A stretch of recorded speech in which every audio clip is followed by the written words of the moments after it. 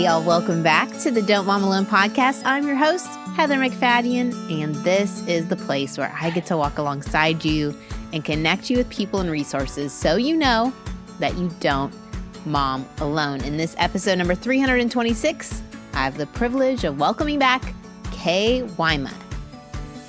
He said that mercy is the willingness to enter into someone else's chaos, which honestly has blown me away. And I think about it constantly, yesterday, this morning, because we are always in the wake of someone's chaos, even my own.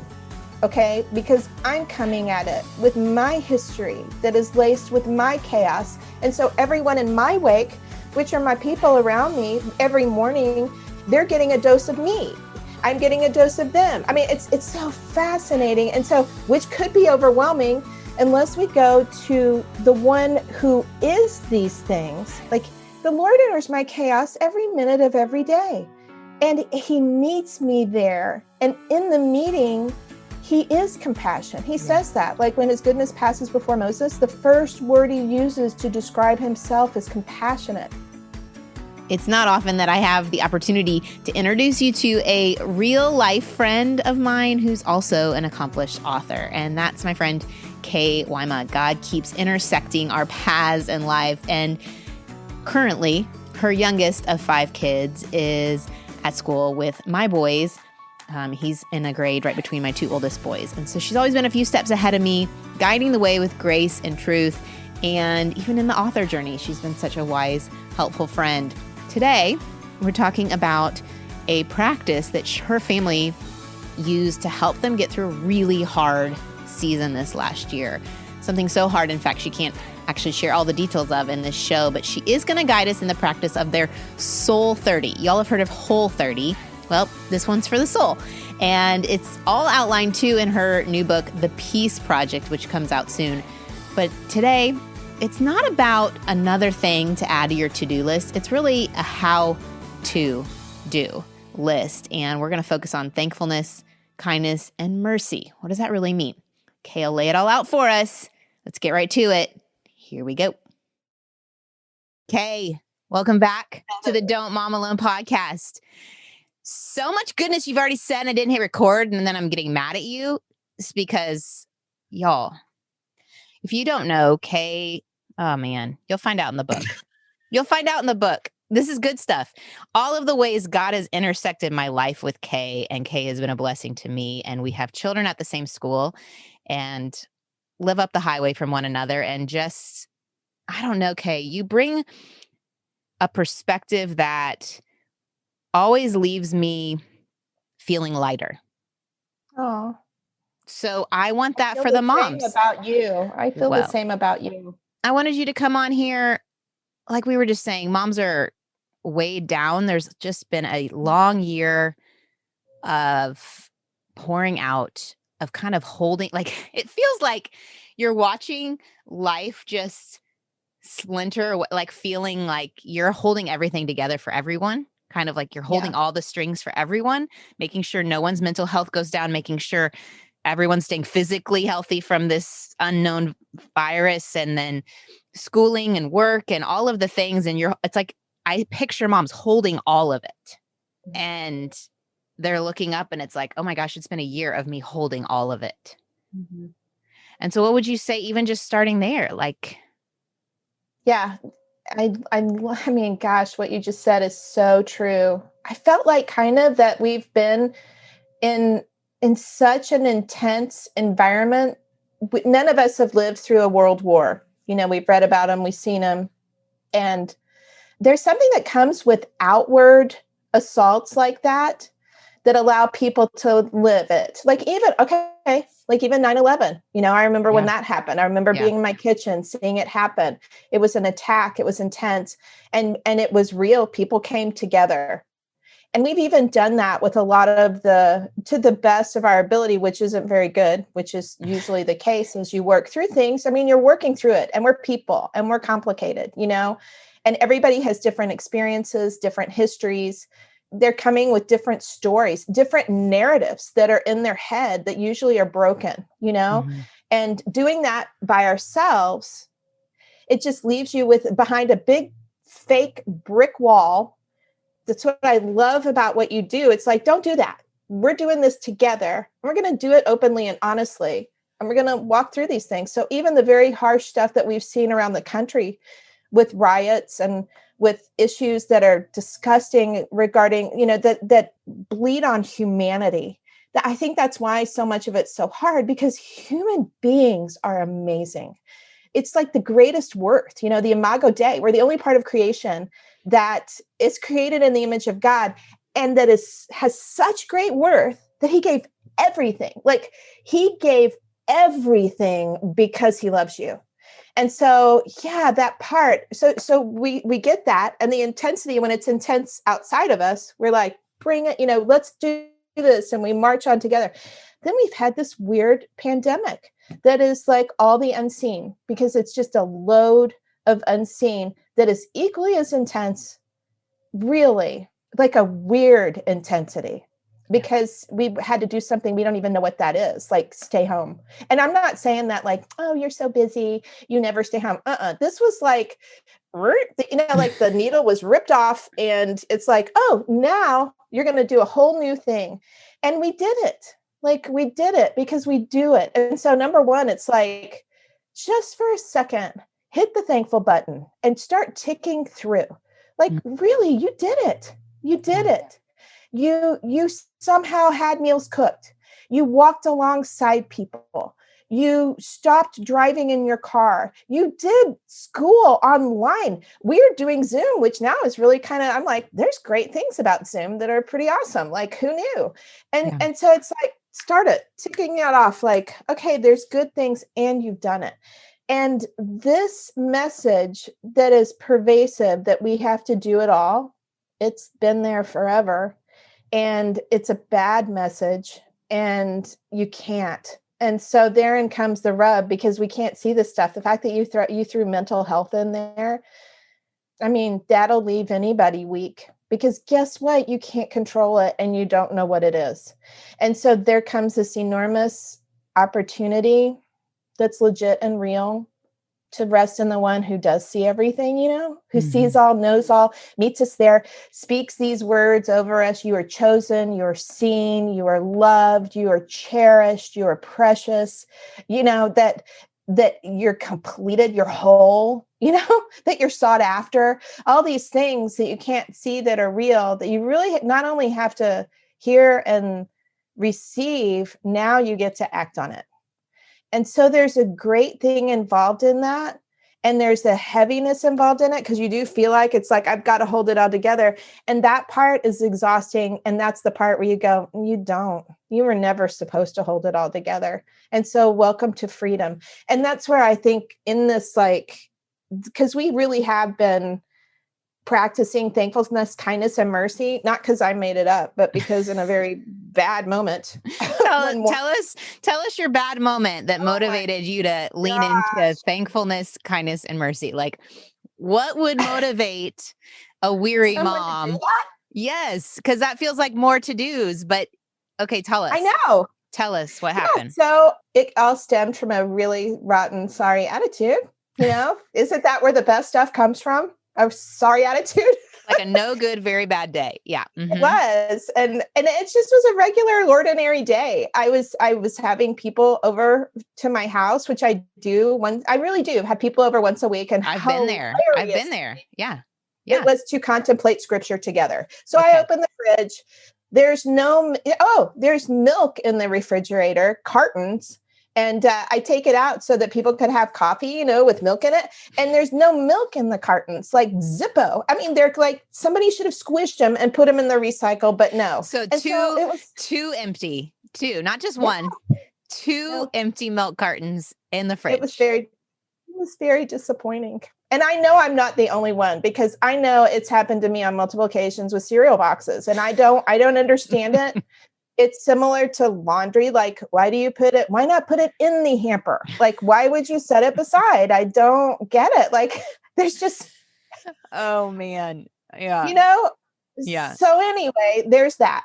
And I was not happy. I go out in my car to go, like, this really is what happened that morning. And this is like how the book started. So it's in the book. And I'm backing out our driveway. You've been to our house. We live in an older neighborhood. And so there are driveways. And we live on a busy street. And so there's lots of cars on the street. And it was packed. And I'm sort of like, how am I even going to get out? There's a car coming at the end. And he so nicely pulls over this really nice little work truck. And I was like, glory be, great day, And I'm like, that is the sweetest thing. I back out the driveway. And by the time I get into the street, this big old black pickup truck has been like, and I'm sitting there going, what? This is my street, with a few more choice words on it, going, I live here. What is going on? And I had no choice. I had to back up. And it wasn't just backing up a little bit. It was like literally 3 houses down. I had to back down the street to let this guy pass. And as I did, I looked up, and this beautiful sunrise was occurring. And I had that moment going, what am I doing? Because you know what? That stuff steals from you. Like, it steals from you. It gives you nothing. It says that it's going to give you something, because I'll show you, let me tell you who lives on this street. This is my block, baby. And that does nothing for you. Nothing. Proving your point does nothing. This morning, driving to school, it poured last night. It was a huge storm, and the clouds are out. And for so many years, I have fought with the kids, like not fought with, fought for, to be able to look up, because we have 5 kids. Our oldest is 24. Our youngest is 13. And I'm just saying, 5 human beings traveling life together means there are good times and really hard times, like take your breath away hard.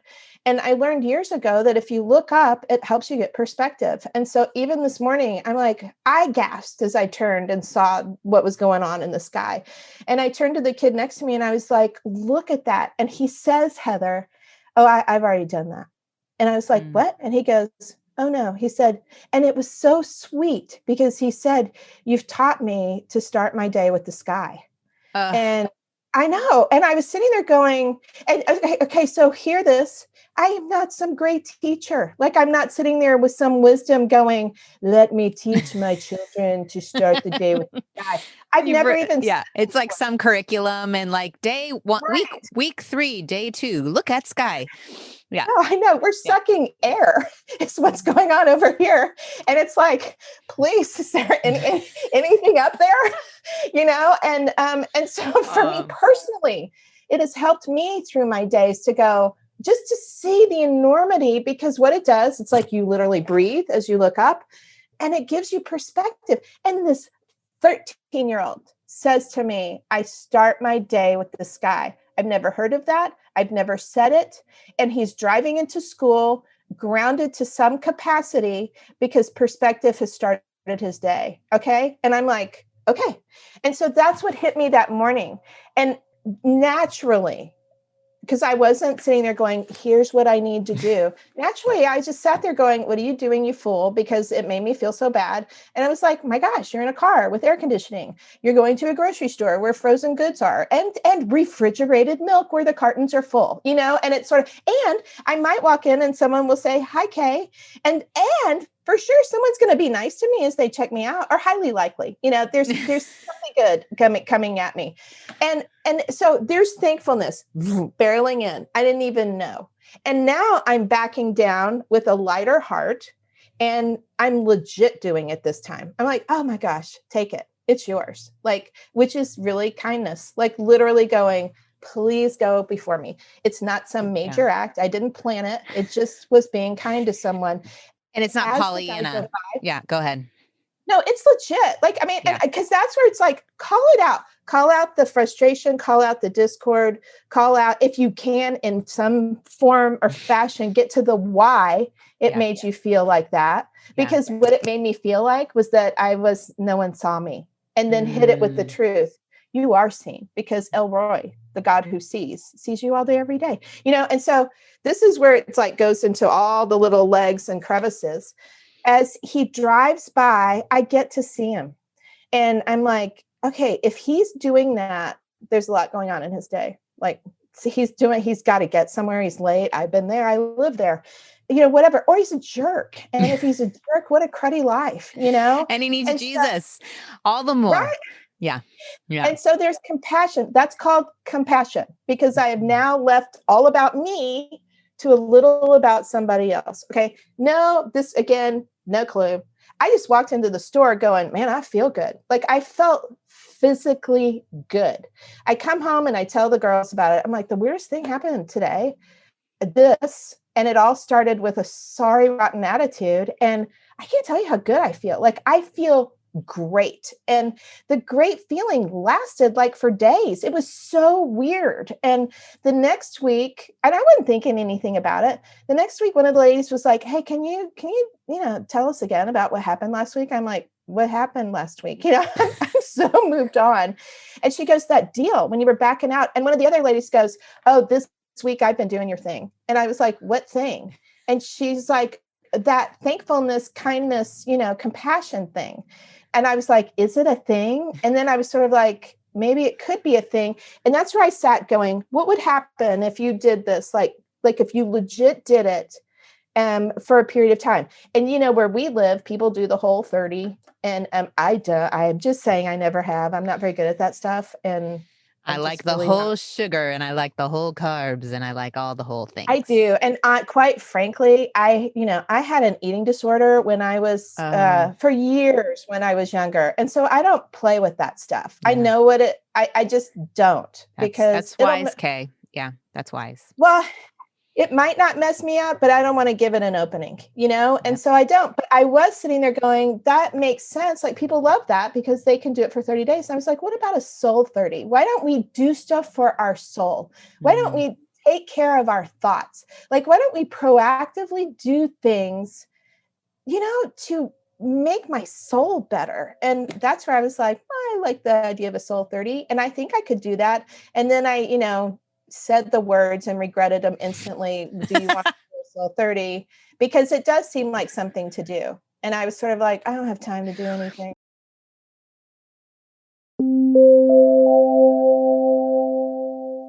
If you can relate to some of what Kay was talking about with just being in a hard place and needing additional help, I have been there myself. If you need help getting unstuck, I'm thrilled to connect you with this week's sponsor. It's called BetterHelp, and they will assess your needs and match you with your own licensed professional therapist that you can start communicating with in under 48 hours. It is not a crisis line. It's not self-help. It is professional counseling done securely online. And the good news is there's a broad range of expertise that may not be available locally to you, but it can be through BetterHelp. It's available for clients worldwide. You get timely, thoughtful responses. You can schedule weekly video, phone sessions. You don't have to sit in an uncomfortable waiting room. Whatever barrier to entry you have to getting the counseling you need, BetterHelp is accessible.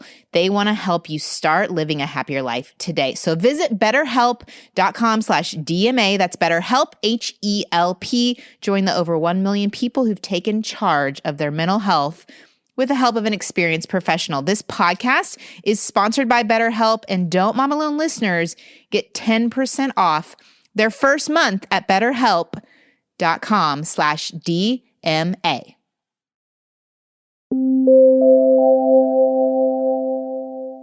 But, as you're talking about it, though, what you still went to the grocery store, you still got the milk, like what was on your to-do list, it didn't change. It was how you did it. So it's not about a to-do, it's about a how-do. And it's like, I love that. It's like a normal response versus a intentional different response. And that's a shift. That's not like a adding. That's not I need to add this to my list. It's more like, how can I approach this in a way that I haven't been, for my soul to grow and change? Or just even to settle, for my soul to settle. Yeah. Because when we're holding on, like, I've got to keep this together, there's nothing settled in that. Yeah. Like, that's stressful. Yeah. So stressful, because I really care about the people on the other side of me trying to hold it together. Like, get beyond these pressures that are put on us. Yeah, I mean, I'm like, thinking, we legit love these people next to us. I'm thinking about this like the mom and holding all the strings. And it's like if your soul is at a place of thankfulness, you're seeing God's goodness, even in the hard circumstances. You're leaning into, well, I have an ability to be kind to others and use wherever I am to offer this to God. And I'm showing others mercy where I want to kind of give them what for. It's a reminder of God's character outside you, which lets you release, surrender. God's got your kids. God's bigger than all of these things that we feel like I, as the mom, am fully responsible to do all the things. It's like, I feel like your practices are kind of helping that mom loosen the burden. Okay, and here's the cool part, Okay. because it's not just the even as you're saying that, I'm like, yes, yes, yes, and. And, okay, tell Which us the is and. always the way the Lord works. He is Yes. always a yes and. Yeah. Yeah. And so, yes, you get the release, but it's also an infusion. Because when so I really do think about this stuff all the time because I go for it, because I now know that when there's discord, the place to go primarily is mercy, and it's like thankfulness primes the pump. Kindness is like an action to get you started. Mercy is a very weird thing to say that you practice.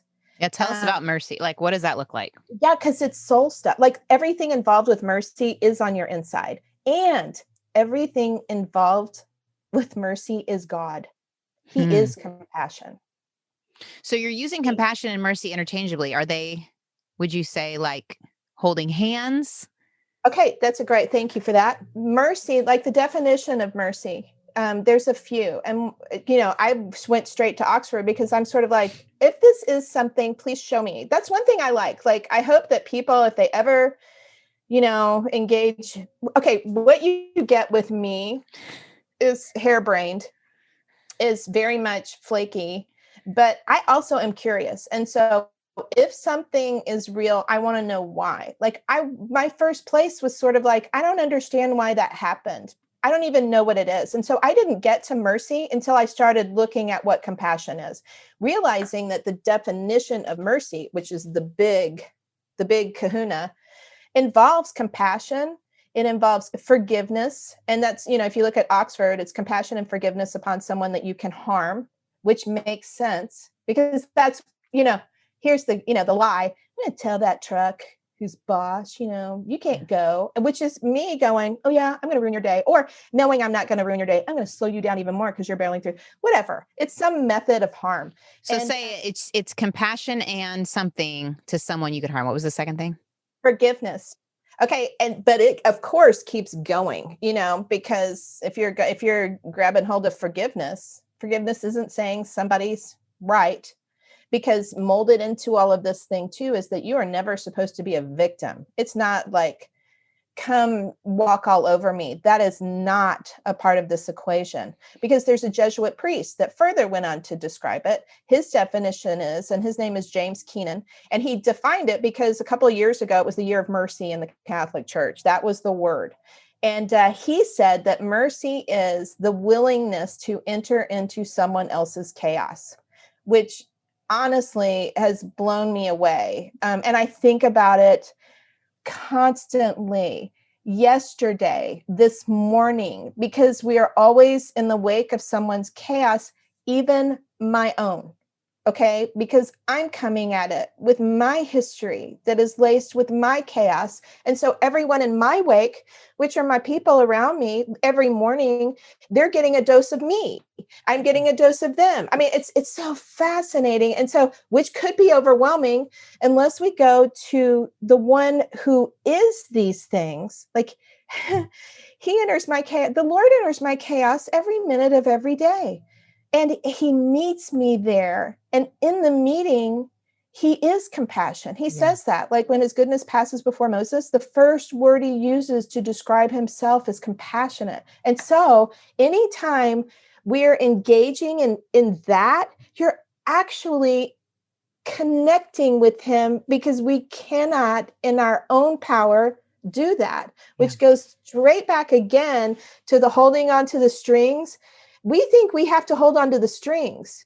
And then it's like this mysterious part of the equation is no, I hold the strings. I do it for you. I am the one that holds the strings. And we're like, how does that even work? I don't know how that works. And I think that's kind of been one of my favorite aspects of practicing these things, which it didn't take long, but it did take a little while to figure out that why these things make you feel so good is because it's actually the greatest commandment. It is. Love the Lord, they came to Jesus. What is the greatest? What sums it all up? Sum up the law for us. Yeah. Yeah. It's like, love the Lord your God with all your heart, soul, and mind, which is thankfulness. My eyes are not on me. I am continually going there. Okay. Crazy. And love others as well as yourself. And those in action actually is kindness. And mercy is the part that hits to the soul, like your soul self, which is the essence of who we are.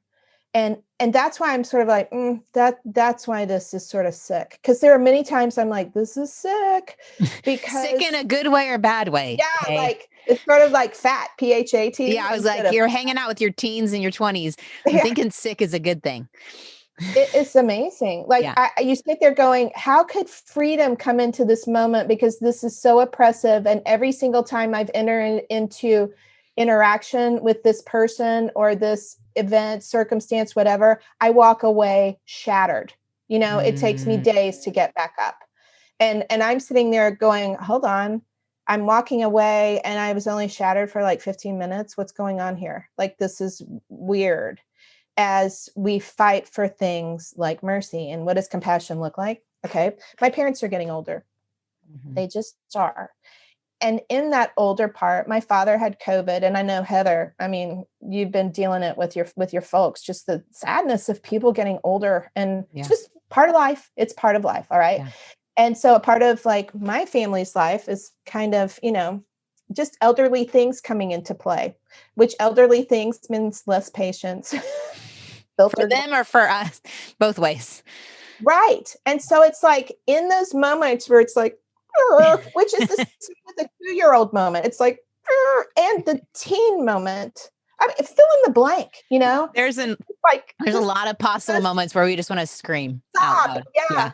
And it's like, if for a second you could stop in that and see the person, the human being with dignity that is next to you, and quite possibly for 1 second, allow their history, their experiences, their struggles, their weaknesses, their strengths to be able to inform anything that's going on. It's almost like you exit now because it's not being forced. This is what I think is so interesting about the willingness to enter someone else's chaos.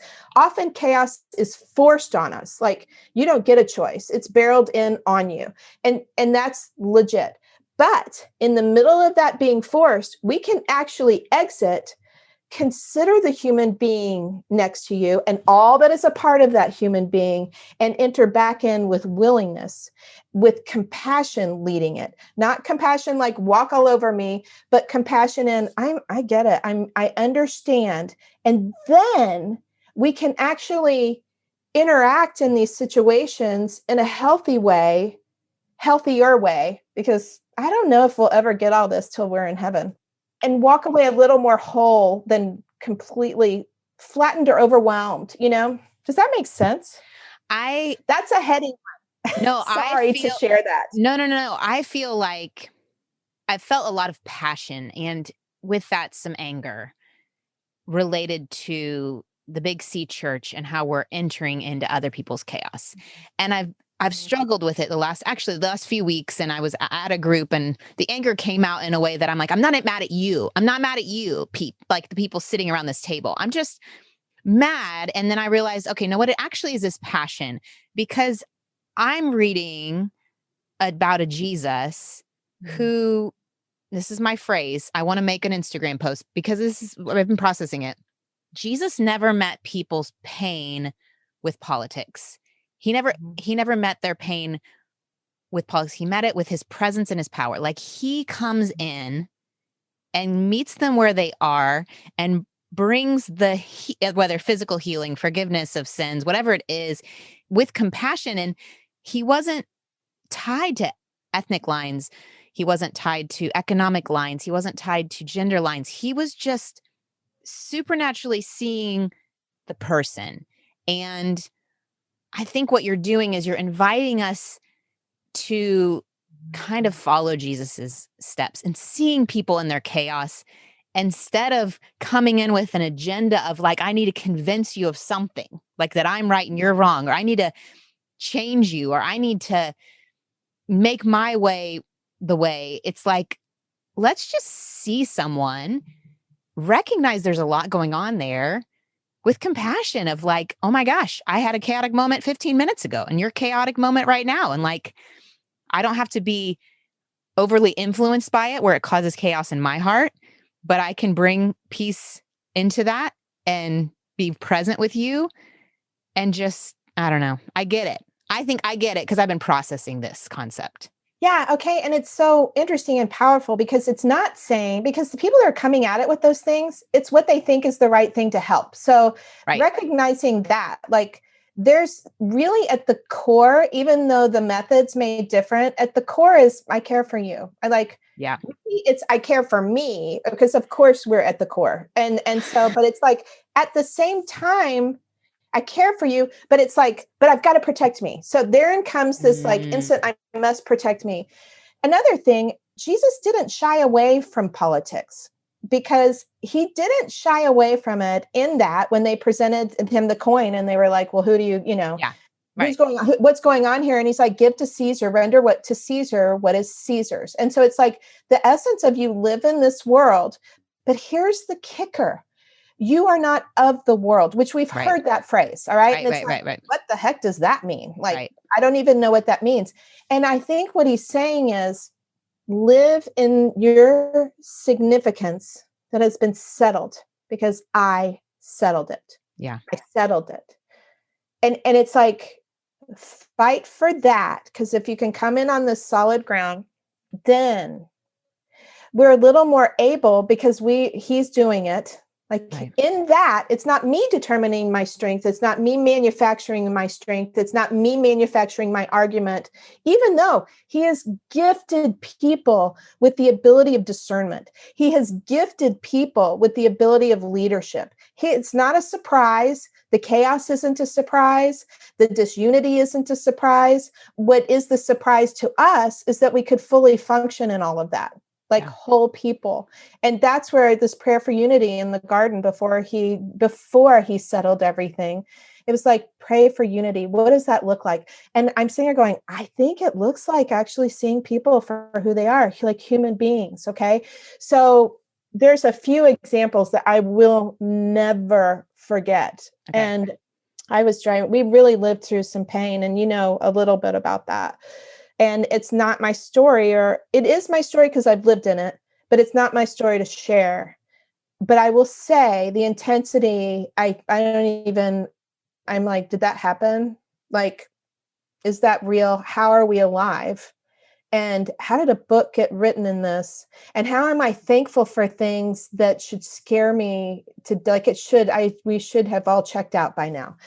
And so I was in the car with one of my kids who's very hurt, and it's not right. He's hurt in places that should have been safe, and they weren't. Maybe I'm not safe, you know?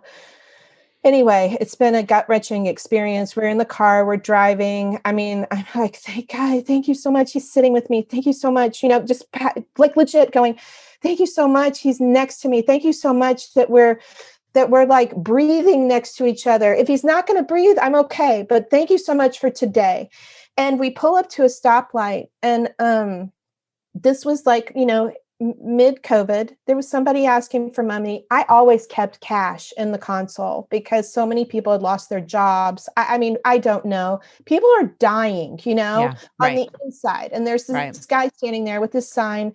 And I'm like, what have we got? I'm digging through the console. It wasn't much. I rolled down the window and I'm like, I wish it was more. And I was like, what is your name? And he told me his name. And I was like, you know, I just want you to know that you're seen. Okay. Like I see you as the person that you are. And I'm sorry. Like, I'm really sorry for all this, even though I cannot relate to him. Yeah. I have not lived his life. I haven't lived his life in any capacity. The color of our skin is different.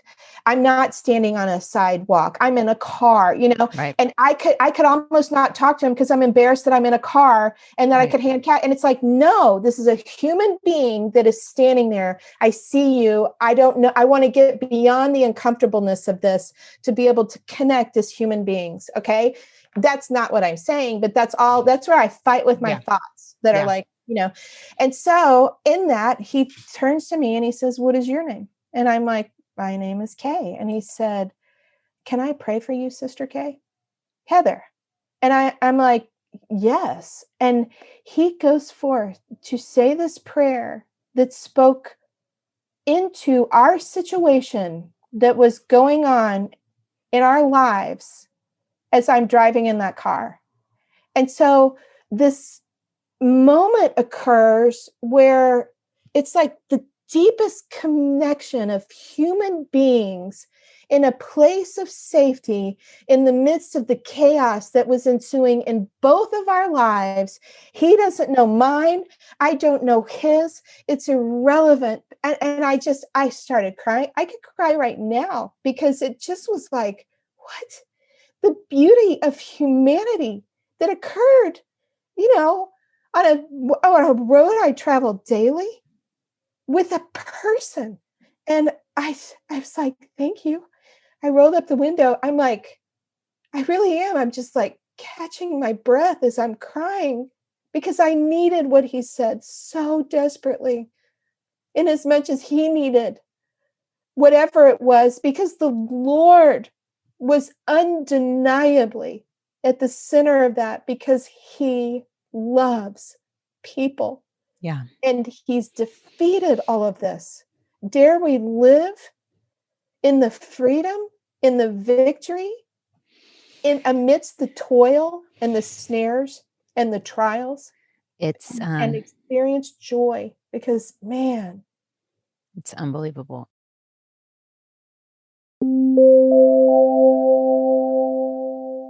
I think one of the best ways we could engage in thankfulness, acts of kindness, and mercy is engaging in our local communities. And I want to connect you with a great way to do that. It's one of this week's sponsors. It's the Nextdoor app. It's free and it securely connects you with verified neighbors. So you always know what's happening in your local area. Have you ever been in a situation, maybe your electricity goes off, maybe you hear a weather alarm alert in the neighborhood? Well, I always go to Nextdoor first and say, hey, what's going on? Anyone have any information? And people give updates on, oh, electricity's out on this street. It's on over here. If you are not on Nextdoor, I highly recommend it. You can buy things, sell things, post lost and found pets, offer help. It's a great way to keep up with the neighborhood. Go to nextdoor.com/DMA to sign up and see what your neighbors are talking about. Be sure to use the link to sign up so they know you support our show. That's nextdoor.com/DMA for Don't Mom Alone to join your neighborhood today. Don't forget to tell them who sent you by going to nextdoor.com/DMA.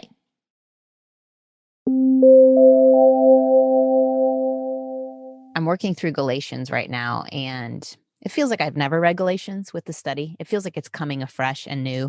I love that. And, Paul is writing to the church, and there's the challenge is that these new Gentile believers are being told that in order to be believers, they need to follow the law completely, including circumcision. And he's making his arguments about how, Abraham came before Moses, and that promise was made before the law was given. And if Abraham is declared righteous by a promise, then that's all we need is faith, not the law. And he says, you are no longer bound by the weaknesses of the elemental spirits of this world. Live in freedom that Christ has earned for you. And I feel like when I think of the elemental spirits of this world, I'm like, that is the lines of skin color. That is the lines of economic status, that he's on the street and you're in a car. That is the line of him being a man and you being a woman. All of those elemental spirits of the world just completely crumbled at the moment of a supernatural experience of prayer where God knows the chaos God knows the chaos that he's experiencing. And you meet in that moment, that holy moment of seeing one another where you don't see the elemental spirits of dividing lines Literally all three of those lines were present in that prayer time. And yet they just disappeared because you took the invitation and he responded to the invitation with his own risk of saying, hey, can I pray for you? Yeah. He offered something that was risky for him too. It's You're like right. this vulnerability of like rolling down your window and engaging someone where you could feel shame because I have more than they do, or what do I have? I don't know their experience. And then the vulnerability of saying, hey, can I pray for you? They could say no. It's so true. It occurred with me yesterday, just so you know, like that story has impacted me. Yesterday, we're dropping out, we're sitting out on Lover's Lane at the vet because you can't walk into the vet, and waiting for them to come Lucy's waiting for them to come get her dog. And this guy walks by and was like, hey, can I pet your dog?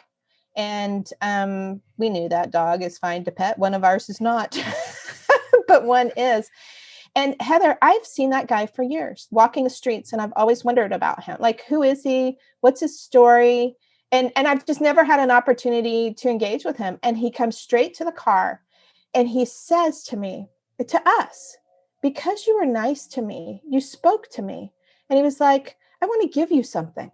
And he's going to be in the Dallas Morning News this weekend. I can't wait to read about it. And he gave us this piece of paper. I wish I had it for you because it was just so dear. He had kind of written out, like he had drawn out a Dallas Morning News headline, kind of put a little line on it, and then wrote his name with a smiley face on it. And he was like, read that article, read the article. And when you see me on the road, honk, because I'll know you're saying hi to me. Oh. Human connection for someone that walks the streets every day, seen, unseen, which that's raw. People that are raw. We all feel it. Yeah. I don't care who you are. You're sitting on a sideline watching your kid, seen, unseen. It's like in, out, in, out, in, out. Well, here's the deal. You're in. God's like one thing that hit me one day is that there's a funny equation that the world uses, and it's the if-then equation. If you do this, then you're blah, blah, blah. And I was sort of like, I really was driving. I was like, that is so not God's equation. And I was like, oh my gosh, that is not God's equation. His equation is because I love you, feel safe. Because I see you, talk to the person next to you because they don't feel seen and you don't have to worry about feeling seen or unseen. Because I chose you, you are ever eternally chosen. Because I clothed you in righteousness, wear it and don't feel like you have to do in order to be okay. I mean, it was just like boom, boom, boom, boom. And I think that's where the freedom comes. Like a lot of freedom comes in that, like in our heads. And I kind of feel like we need more than the thought in our head. When we act on it, it actually changes our neural pathways faster. And it's like the action is the point of trust, which makes it all the more real. So that when I enter the situation again, I'm actually living in the wholeness more often than I'm living in this holding it together emptiness. Yeah. So, okay, Kay, I know our time's wrapping up, but so this mom, Soul 30. Yeah. The book is The Peace Project, which we'll call it Soul 30. That's what we're going to call it. I do call it the Soul 30, the Peace Project Soul 30. Okay. This is what we're going to call it. Every day, thankfulness, kindness, mercy. Yeah. And you're just throughout your day thinking of these 3 words. Is that the goal? And then you're acting on them? No, I do it.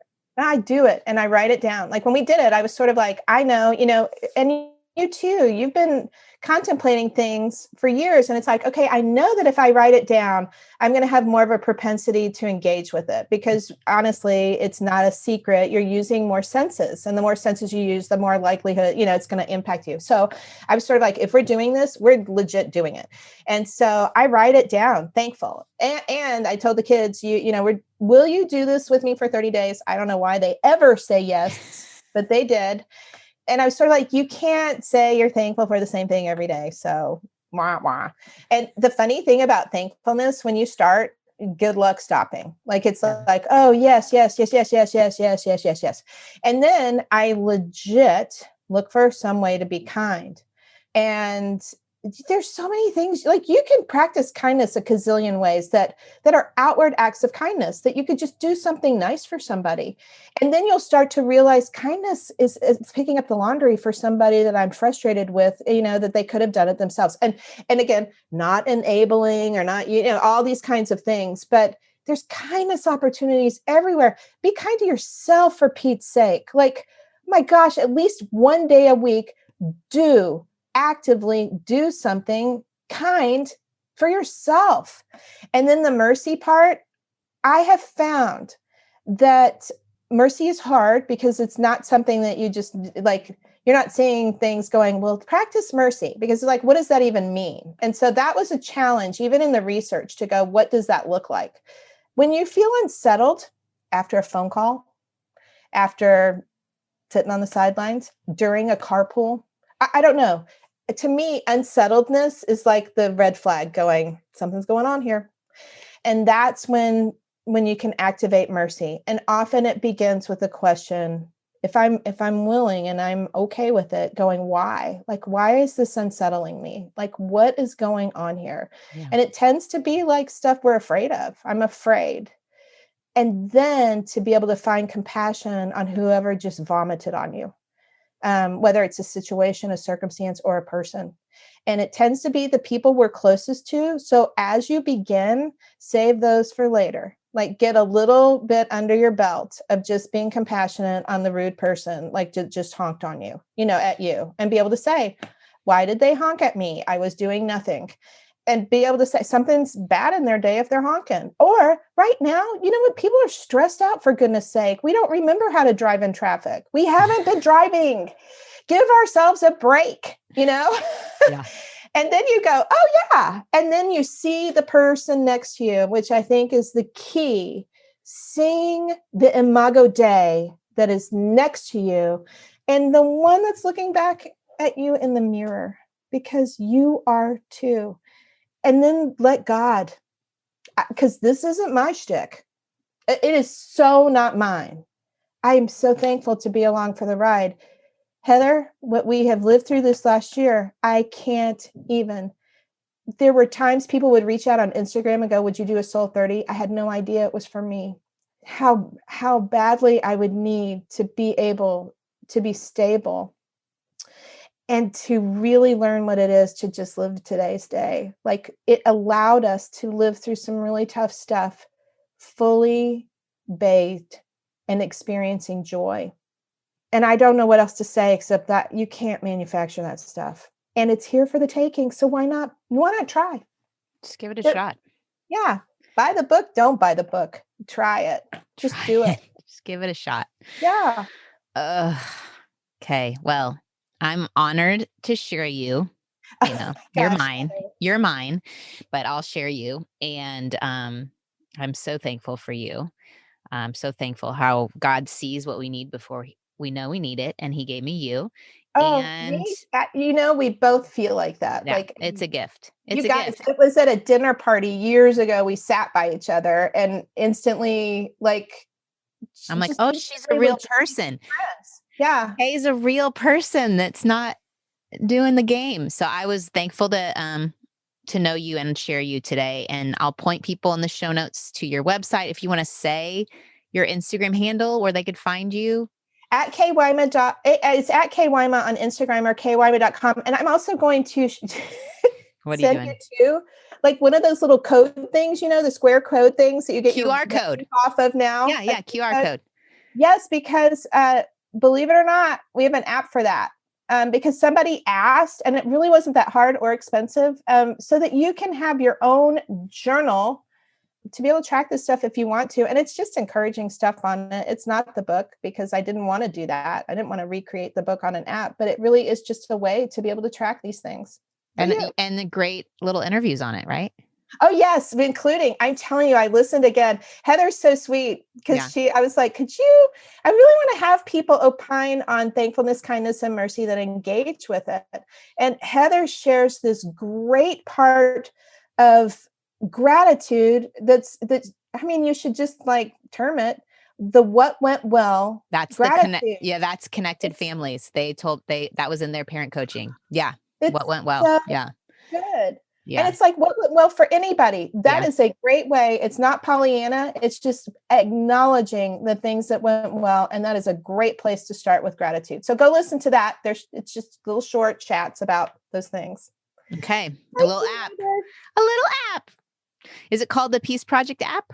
It's called Peace Project Soul 30, and the 30 is a number, and it's an app that runs online. Kind of, I don't understand all of that, so I'm just telling you it's a duct tape production.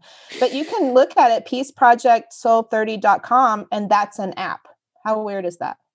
It's great. And then I love the idea because we always have these things with us.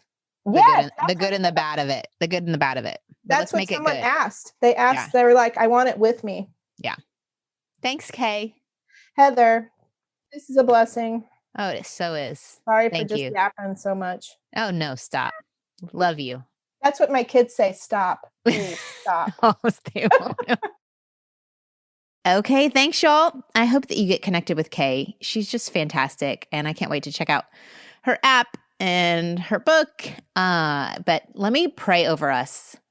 It's a lot going on this end of school year.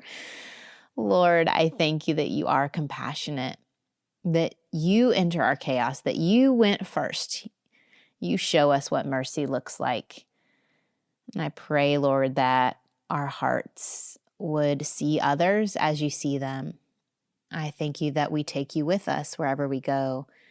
I pray that when we want to complain, that you could just open our eyes to what's going well, that yes, we can demonstrate kindness to others, but Lord, I pray for each mom who is working so hard that she could be kind to herself, Lord, that she would remember your kindness towards her, and that your expectations are so much lower than she's probably putting on herself. I pray that she would feel your presence as you enter her chaos. And I pray for all the interactions of her day, all the clashing into each other with neighbors and friends and sidelines, that you would fill our minds with truth, that we would believe what's best about each other. And I just pray for any divisions or heartaches, that you would be present and wrap them up with your kindness and love. I pray for our summers, that you would give us hope and wisdom and discernment as we head into them, and that they would be restful and restorative. In Jesus' name, amen. Thanks, y'all, for joining me. You were so kind. Last week's episode, y'all really enjoyed. So I'm going to have to do more mom friend combos. I've already reached out to a few. I think that's going to be a fun addition to the show. Also, hey, if you enjoy an episode, you know what's really, really helpful is when you tell a friend about it, either on social media or you leave a review. That really grows the reach of the show so that more moms can be encouraged that they're not alone, and that they may hear the truth of the gospel one way or another, be encouraged. And so thank you. When you share, that is a huge, huge part of this ministry. That is literally so big. So thank you for doing that. Thank you for telling friends. Y'all are so fantastic.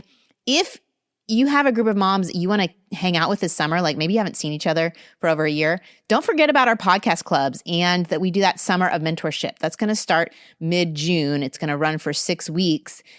So don't forget, you could start thinking about that, planning that, see what your group wants to do. Just go to don'tmomalone.com and there's links to podcast club stuff. So just wanted to drop that in there real quick. All right. Thanks, y'all, for joining me. Adios.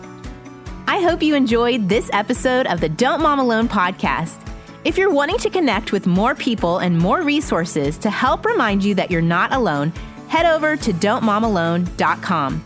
That's where you'll also find show notes with any links mentioned by our guests. Most importantly, I want you to know the good news, the great news that you're not alone, because God has promised to always be with you. With faith in Jesus Christ, the one who died for you and rose again, Jesus said when he left, he was going to leave a helper, a comforter, to be with us. God in us. Moms, that's superpower. So while you're washing dishes at your kitchen sink, while you're driving to and from work, while you're feeding that baby late into the night, while you're cleaning sticky floors, God promises to be just as present with you as when you're worshiping in a church pew. As it says in Zephaniah 3:17, "The Lord your God is with you. He is mighty to save. He takes great delight in you. He will quiet you with his love, and he will rejoice over you with singing." Now that's good news. Have a great day.